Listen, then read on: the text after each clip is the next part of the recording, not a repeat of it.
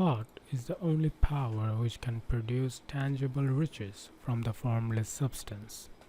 The stuff from which all things are made is a substance which thinks, and a thought of form in this substance produces the form. Original substance moves according to its thoughts. Every form and process you see in nature is the visible expression of a thought in original substance. As the formless stuff thinks of a form, it takes that form. As it thinks of a motion, it makes that motion. That is the way all things were created. We live in a thought world, which is part of a thought universe.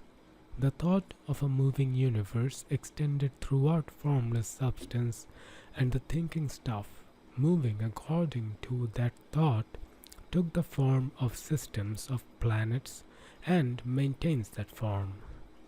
Thinking substance takes the form of its thought and moves according to the thought. Holding the idea of a circling system of suns and worlds, it takes the form of these bodies and moves them as it thinks. Thinking the form of a slow-growing oak tree, it moves accordingly and produces the tree. Those centuries may be required to do the work. In creating, the formless seems to move according to the lines of motion it has established. In other words, the thought of an oak tree does not cause the instant formation of a full-grown tree, but it does start in motion the forces which will produce the tree along established lines of growth.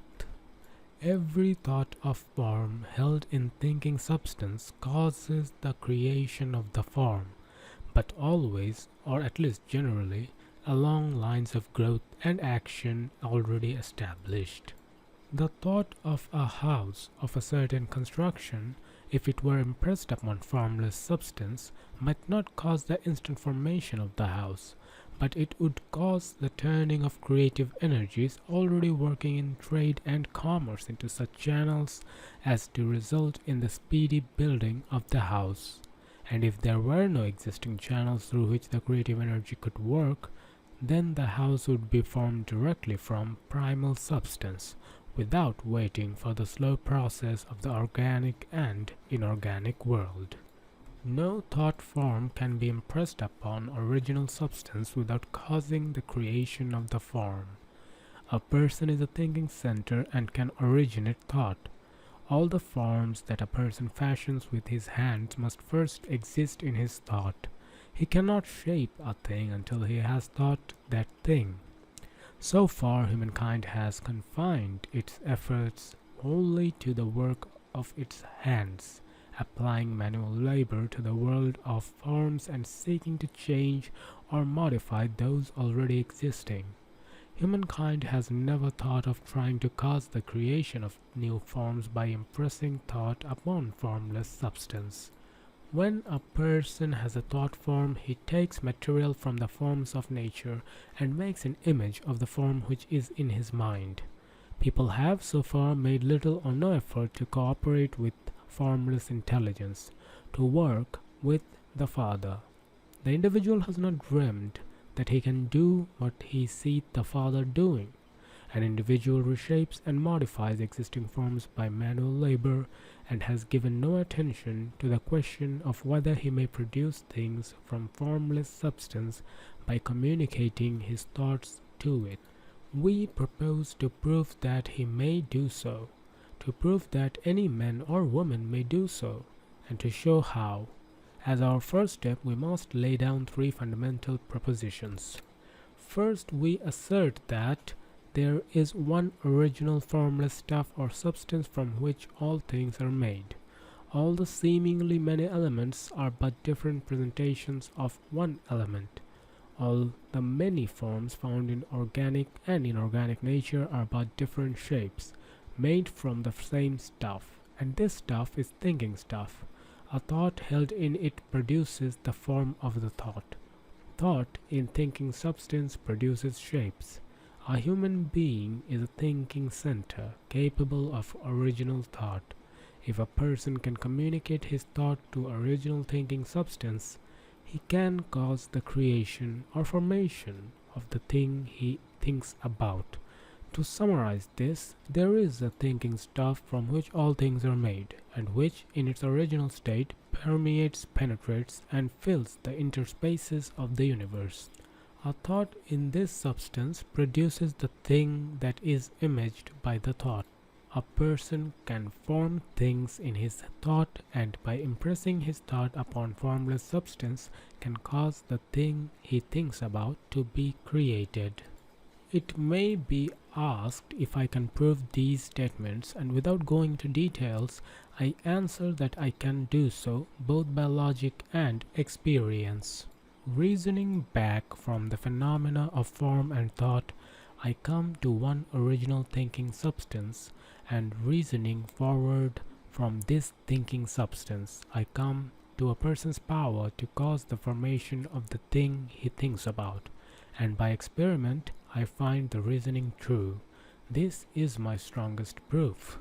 If one person who reads this book gets rich by doing what it tells him to do, that is evidence in support of my claim.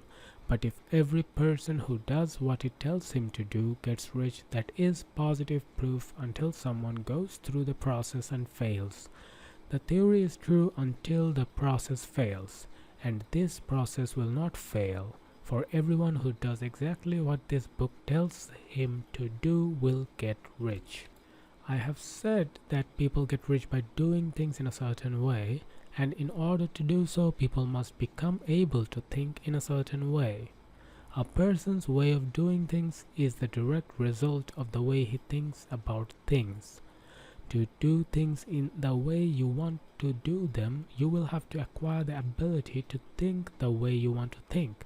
This is the first step toward getting rich. And to think what you want to think is to think truth, regardless of appearance.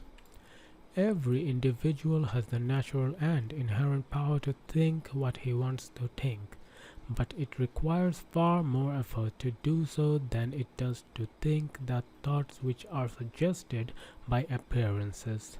To think according to appearances is easy.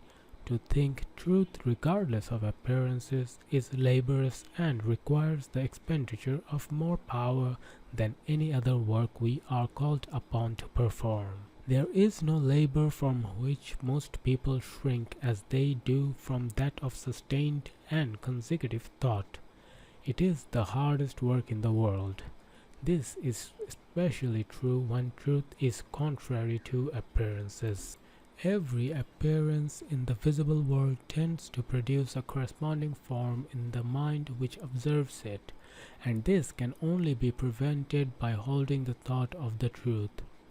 To look upon the appearances of poverty will produce corresponding forms in your own mind. Unless you hold to the truth that there is no poverty, there is only abundance.